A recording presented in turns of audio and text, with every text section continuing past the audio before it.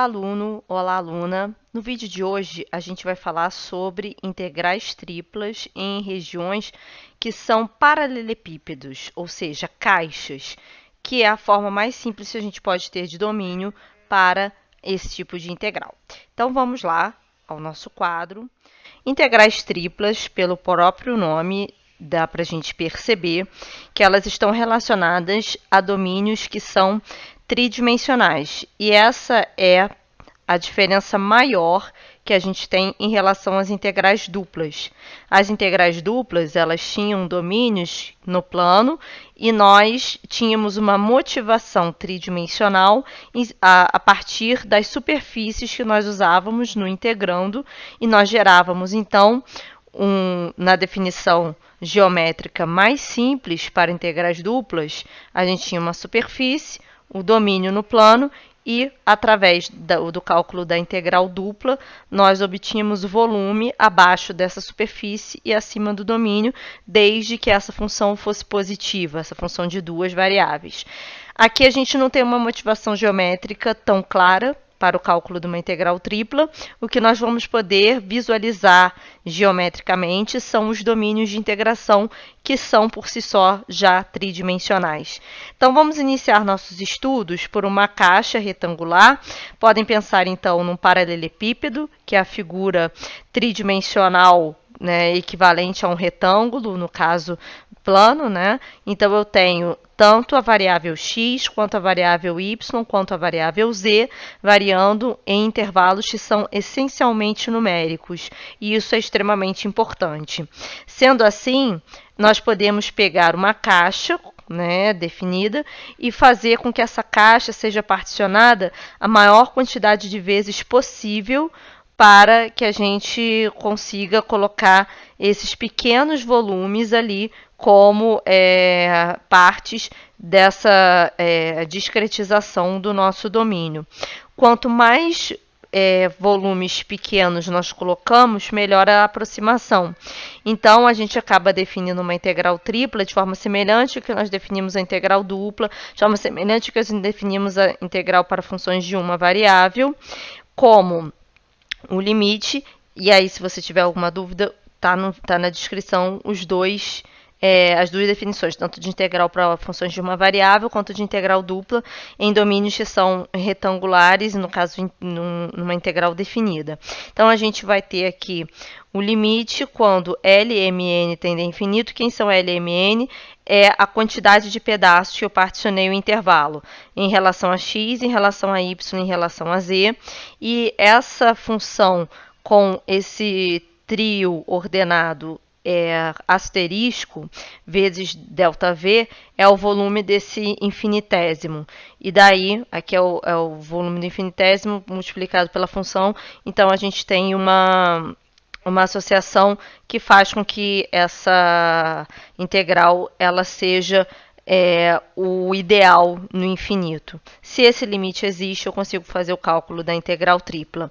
Para complementar, então, essa parte dos domínios retangulares, a gente fazer um exemplo, a gente tem, então, uma variação do teorema de Fubini para integrais triplas. Quem assistiu o vídeo de integrais duplas sabe que o teorema de Fubini é válido lá também. O que o teorema de Fubini diz? Que eu posso variar a ordem de integração para uma integral dupla e agora tripla, ou seja, eu posso integrar primeiro em x, ou primeiro em y, ou primeiro em z, desde que o intervalo de integração das três variáveis seja numérico. Então, eu posso integrar primeiro em x, depois em y, depois em z. Tanto faz a ordem com a qual eu integrar aqui, o resultado sempre vai ser o mesmo. Para a gente verificar isso, então, eu tenho aqui a integral de um polinômio x, y, z ao quadrado, numa caixa que eu estou indicando como B, e essa caixa ela está definida para uma variação em x de 0 a 1, uma variação em y de menos 1 a 2 e uma variação em z de 0 até 3. Então, eu vou colocar aqui como ordem de integração, por minha escolha, a ordem que apareceu aqui no domínio. Então, 0 a 1, depois eu vou ter o intervalo de menos 1 a 2, e por último, a gente vai ter o intervalo de 0 até 3 para o polinômio x, y, z ao quadrado. Então, eu tenho dz, dy, dx.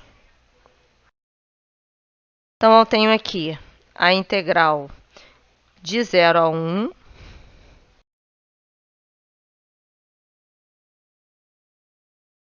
Queria tirar esse menos aqui rapidinho, então eu vou repetir a integral de 0 a 1. A integral de menos 1 a 2. E aí, vamos integrar em z essa função. X e y são constantes, estão multiplicando, a gente repete. Vou integrar o z ao quadrado, polinômio z ao cubo sobre 3, onde esse z varia de 0 até 3. E aí, a gente repete, então, dy dx. Sendo assim, agora a gente pode substituir os limites de integração para o z no lugar de z. Então, tem a integral de 0 a 1, a integral de menos 1 a 2, x, y vezes 3 ao cubo sobre 3, menos x, y vezes 0 ao cubo sobre 3. E temos, então, dy dx.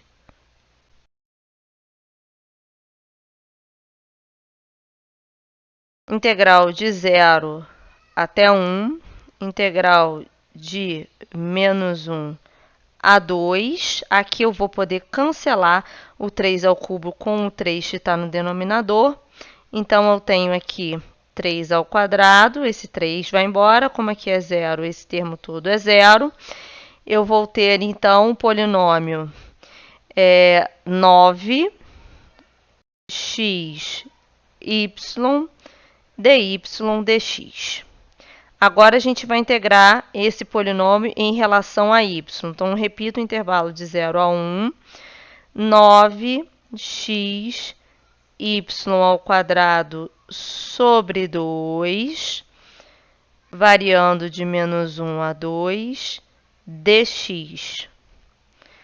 A integral de 0 até 1, de 9 vezes x vezes 2 ao quadrado sobre 2, menos 9 vezes x vezes menos 1 ao quadrado sobre 2, dx.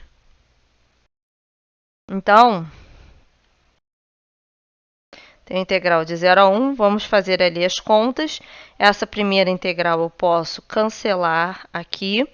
Então, esse eu cancelo com esse. 9 vezes 2 vai dar 18x no primeiro termo. Segundo termo, menos 1 ao quadrado dá 1.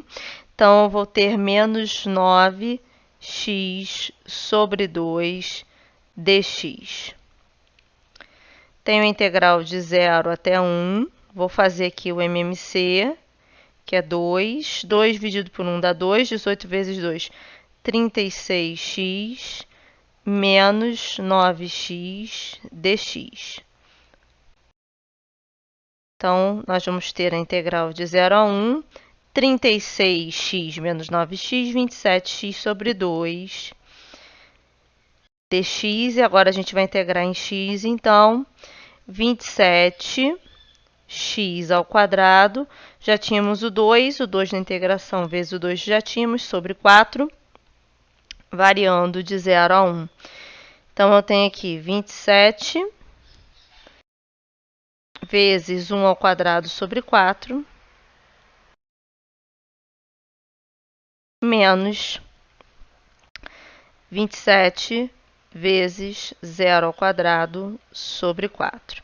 E aí, portanto, a gente tem 27 quartos como o resultado dessa integral, observando que a gente utilizou aí a ordem de integração.